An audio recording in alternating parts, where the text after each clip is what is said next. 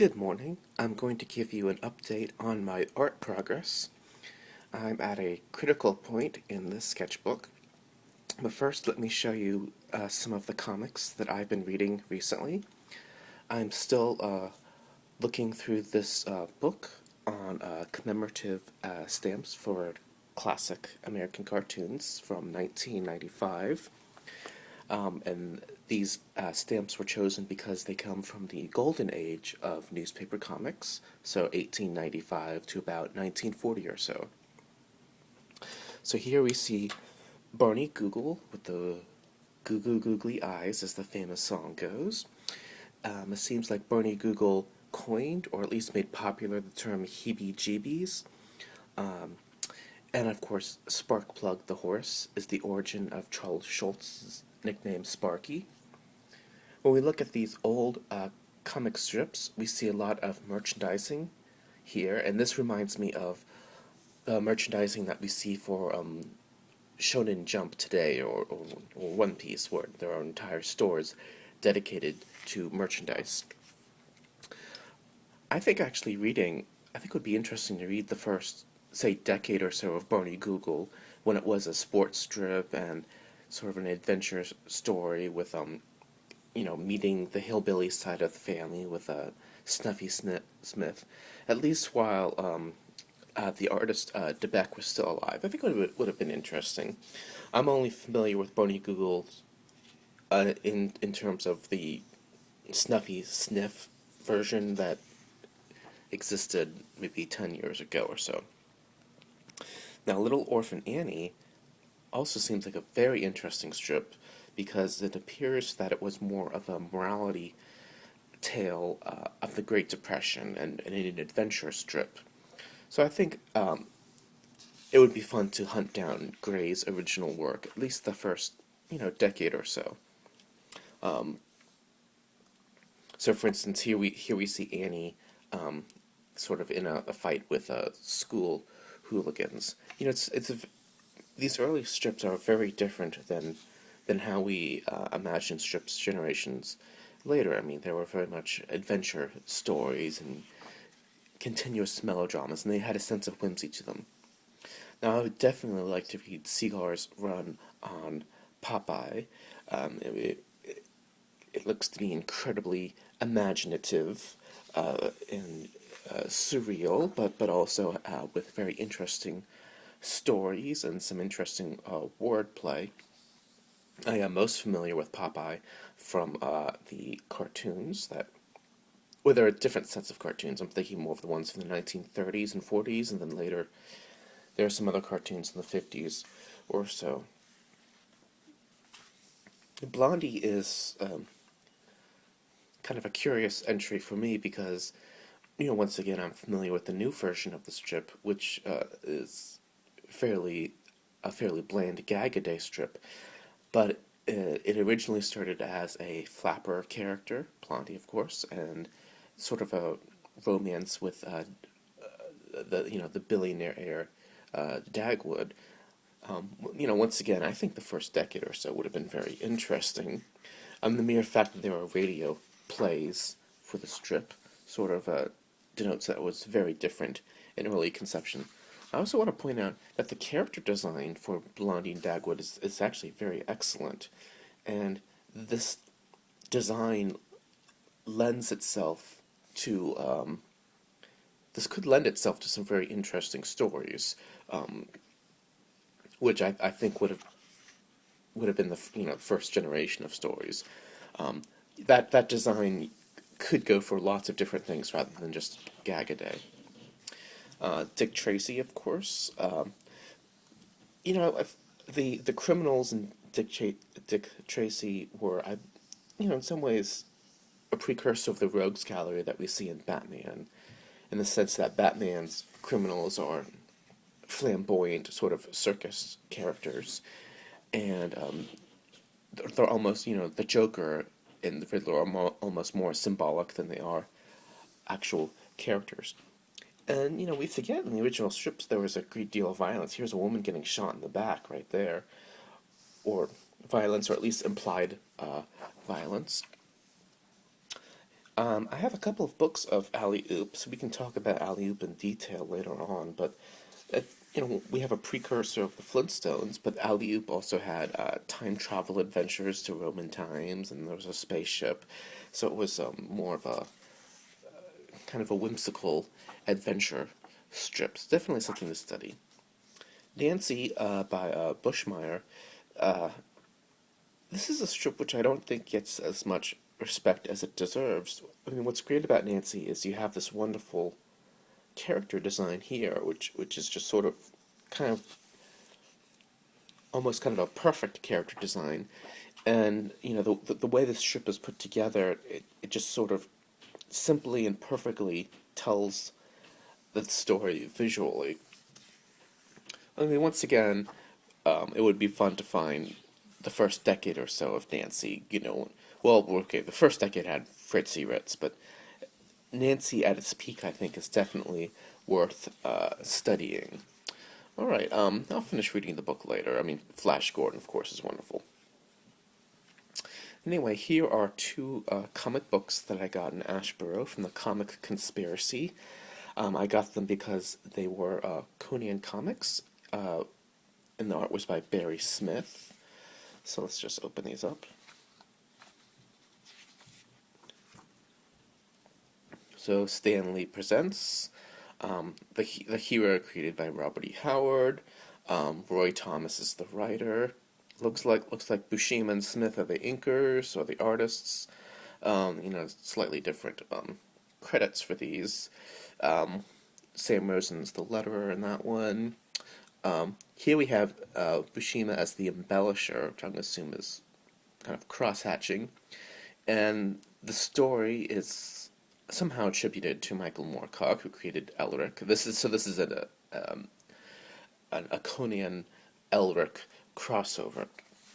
And there's a whole lot that can be said about Conan and a whole lot that can be said about Elric, but just to sort of distill it, the Conan stories are just sort of wonderful pulp stories, and when I was a child, it was actually hard to find the original version of the Conan stories because they had been edited over generations.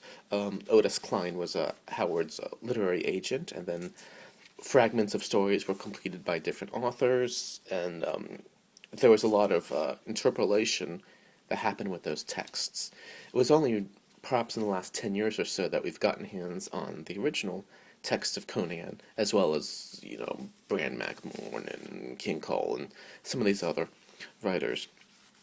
I remember, when we learn about textual criticism in, a Chaucer class, for instance, or for the Homeric poems, the teacher talking about the variations in text, and I remember thinking, well, if you think that's complicated, you should look up Robert E. Howard. Of course, when I was in college, Robert E. Howard was not considered literature. Neither was Tolkien, neither was any science fiction or any sort of imaginative fiction.